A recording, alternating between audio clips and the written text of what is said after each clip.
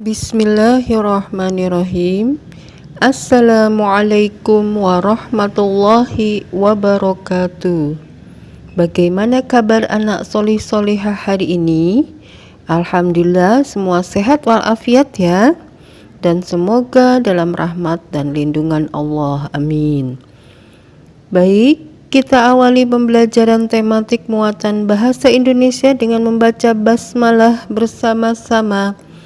Bismillahirrahmanirrahim. Pada pertemuan sebelumnya, Ustazah sudah membahas tentang pengertian kebutuhan dan jenis-jenis kebutuhan sampai dengan kebutuhan sekunder ya. Nah, untuk pertemuan hari ini, Ustazah akan membahas tentang kebutuhan tersier dan upaya manusia memenuhi kebutuhan hidupnya. Anak-anak masih ingat ya jenis kebutuhan hidup manusia? Alhamdulillah, betul. Jenis kebutuhan hidup manusia ada 3, yaitu kebutuhan primer, kebutuhan sekunder, dan kebutuhan tersier. Yang termasuk kebutuhan primer ada yang masih ingat? Ya, hebat. Kebutuhan primer itu ada sandang atau pakaian, pangan itu makanan, dan papan itu rumah. Selanjutnya, kalau kebutuhan sekunder, contohnya perlengkapan rumah, peralatan sekolah, dan peralatan kantor.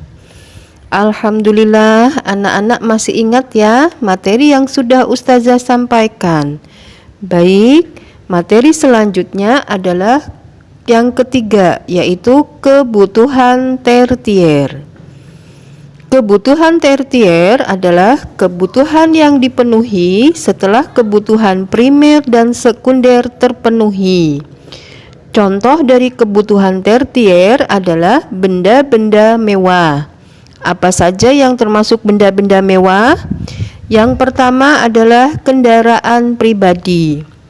Kendaraan pribadi seperti sepeda motor atau mobil merupakan barang mewah yang harganya cukup mahal. Banyak orang yang tidak memiliki kendaraan pribadi.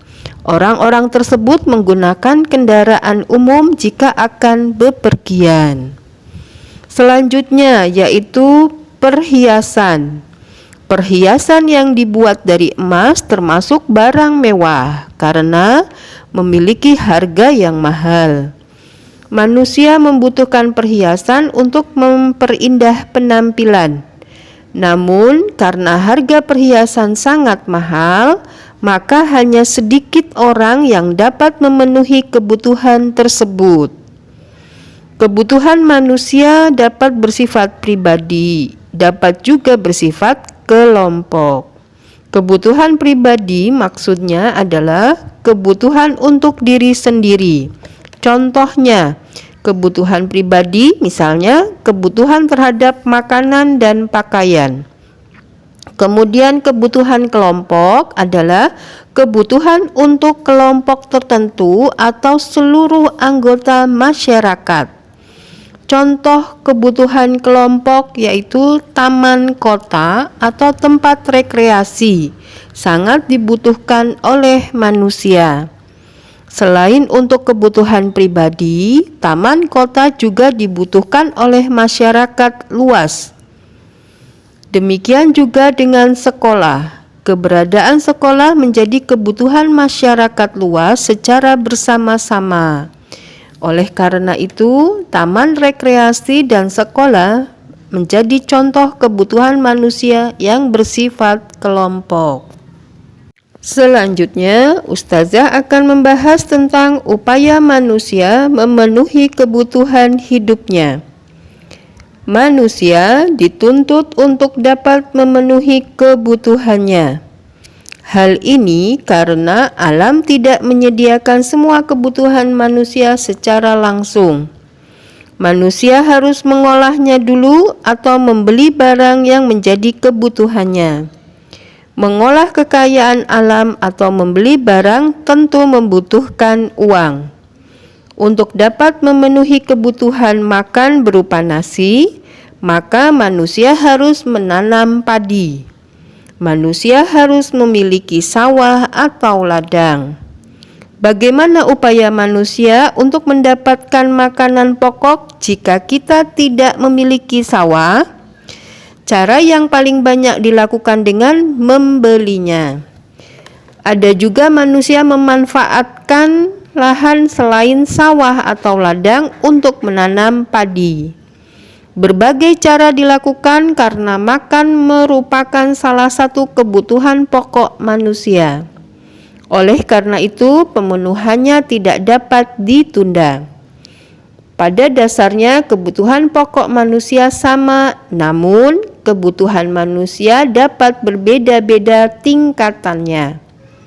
Di pedesaan, umumnya masyarakat tidak membutuhkan kendaraan pribadi seperti di kota. Bagi masyarakat perkotaan, memiliki kendaraan pribadi sudah menjadi kebutuhan pendukung yang utama. Semua kebutuhan dapat dipenuhi apabila manusia mempunyai modal. Dengan berusaha dan bekerja, manusia bisa mendapatkan uang untuk memenuhi kebutuhan hidupnya. Alhamdulillah, penjelasan materi dari Ustazah sudah selesai. Ustazah pesan, silahkan buku paket ESPS IPS-nya dibaca halaman 48 sampai 52. Setelah itu, silahkan anak-anak mengerjakan soal latihan dari Google Form ya. Mari kita akhiri pembelajaran tematik muatan bahasa Indonesia hari ini dengan membaca tahmid bersama-sama. Alhamdulillahirabbil alamin. Afwan dari Ustazah. Wassalamualaikum warahmatullahi wabarakatuh.